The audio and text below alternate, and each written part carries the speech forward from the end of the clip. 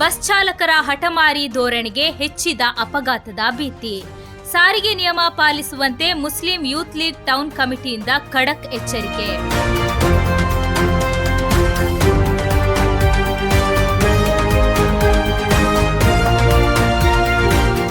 ಕುಂಜತ್ತೂರು ಜಂಕ್ಷನ್ನಲ್ಲಿ ತಲಪಾಡಿ ಕಡೆಗೆ ಹೋಗುವ ಖಾಸಗಿ ಹಾಗೂ ಕೆಎಸ್ಆರ್ಟಿಸಿ ಬಸ್ಗಳು ನಿಗದಿಪಡಿಸಿದ ಬಸ್ ನಿಲ್ದಾಣದಲ್ಲಿ ನಿಲ್ಲಿಸದೆ ಅಂಡರ್ ಪಾಸ್ ಬಳಿಯೇ ನಿಲ್ಲಿಸುತ್ತಿರುವುದರಿಂದ ಅಪಘಾತಗಳು ನಿತ್ಯ ದರ್ಶನವಾಗಿದೆ. ರಾಷ್ಟ್ರೀಯ ಹೆದ್ದಾರಿ ಅಭಿವೃದ್ಧಿಯಾದ ನಂತರ ಅಂಡರ್ ಪಾಸ್ ಬಳಿ ಬಸ್ಗಳನ್ನು ಬೇಕಾಬಿಟ್ಟಿಯಾಗಿ ನಿಲ್ಲಿಸುತ್ತಿರುವುದು ಇತರ ವಾಹನ ಸವಾರರಿಗೆ ಮತ್ತು ಪಾದಾಚಾರಿಗಳಿಗೆ ದೊಡ್ಡ ಪ್ರಾಣಭೀತಿಯನ್ನು ತಂದೊಡ್ಡಿದೆ. ಈ ಬಗ್ಗೆ ಸಾರ್ವಜನಿಕರು ಮತ್ತು ಸ್ಥಳೀಯರು ಹಲವು ಬಾರಿ ಸಂಬಂಧಪಟ್ಟ ಅಧಿಕಾರಿಗಳನ್ನು ಹಾಗೂ ಪೊಲೀಸರನ್ನು ಸಂಪರ್ಕಿಸಿದರೂ ಯಾರೂ ಇತ್ತ ಕಡೆ ತಿರುಗಿಯೂ ನೋಡಿಲ್ಲವೆಂಬ ಆರೋಪವಿದೆ. ಈ ಹಿನ್ನೆಲೆಯಲ್ಲಿ Kunjathur Muslim youth league town committee ನೇತೃತ್ವದಲ್ಲಿ ಜನಪ್ರತಿನಿಧಿಗಳು ಹಾಗೂ ಪದಾಧಿಕಾರಿಗಳು ರಸ್ತೆಗಿಳಿದು ಜಾಗೃತಿ ಮೂಡಿಸಿದರು.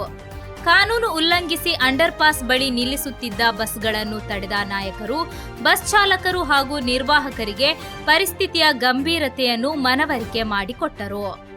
ಅಲ್ಲದೆ ಪ್ರಯಾಣಿಕರ ಸುರಕ್ಷತೆಯ ದೃಷ್ಟಿಯಿಂದ ಬಸ್ಗಳನ್ನು ಕಡ್ಡಾಯವಾಗಿ ಬಸ್ ಸ್ಟ್ಯಾಂಡ್ ಬಳಿಯೇ ನಿಲ್ಲಿಸಬೇಕೆಂದು ಒತ್ತಾಯಿಸಿದರು.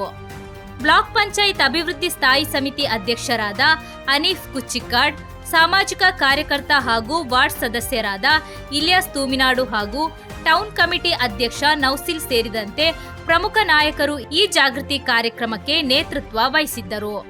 ಬಸ್ ಸಿಬ್ಬಂದಿ ಈ ಸೂಚನೆಯನ್ನು ಪಾಲಿಸಬೇಕು. ಮುಂಬರುವ ದಿನಗಳಲ್ಲೂ ಕಾನೂನು ಉಲ್ಲಂಘನೆ ಮುಂದುವರಿದರೆ ತೀವ್ರ ಸ್ವರೂಪದ ಪ್ರತಿಭಟನೆ ಹಮ್ಮಿಕೊಳ್ಳಲಾಗುವುದು ಎಂದು ಟೌನ್ ಕಮಿಟಿ ಪದಾಧಿಕಾರಿಗಳು ಎಚ್ಚರಿಸಿದ್ದಾರೆ. ಜೊತೆಗೆ ಮೋಟಾರ್ ವಾಹನ ಇಲಾಖೆ ಹಾಗೂ ಪೊಲೀಸ್ ಇಲಾಖೆ ತಕ್ಷಣವೇ ಮಧ್ಯಪ್ರವೇಶಿಸಿ ಕಟ್ಟುನಿಟ್ಟಿನ ಕ್ರಮ ಕೈಗೊಳ್ಳಬೇಕೆಂದು ಸ್ಥಳೀಯರು ಆಗ್ರಹಿಸಿದ್ದಾರೆ. ಗ್ರಾಮ ಪಂಚಾಯತ್ പ്രസിഡന്റാണ്. അതേപോലെ തന്നെ കുഞ്ചത്തൂർ അണ്ടർ പാസിന്റെ അടുത്ത് നിൽക്കുന്ന ബസ് അതായത് ബസ് സ്റ്റാൻഡിൽ നിർത്താൻ വേണ്ടിയിട്ട് രേഖമൂലം ബന്ധപ്പെട്ട ഉദ്യോഗസ്ഥന്മാർക്കെല്ലാം ഏൽപ്പിച്ചിട്ടുണ്ട്. മഴക്കാലത്ത് അവഗണന സംഭവിച്ച കാരണങ്ങൾ ഉണ്ട്. നിലവിൽ സ്കൂൾ തുടങ്ങിയത് കൊണ്ട് ഇനി കുട്ടികൾക്കെല്ലാം അങ്ങോട്ട് ഇവിടെ കടക്കുമ്പോൾ പ്രശ്നങ്ങളാണ് മഴക്കാലത്തെല്ലാം. അതുപോലെ തന്നെ ഉദ്യാവര, മഞ്ചേശ്വരം, കൊസങ്കടിയിലും പോലീസ് RTO എല്ലാം ബന്ധപ്പെട്ടവർക്ക് കൊടുത്തിട്ടുണ്ട്.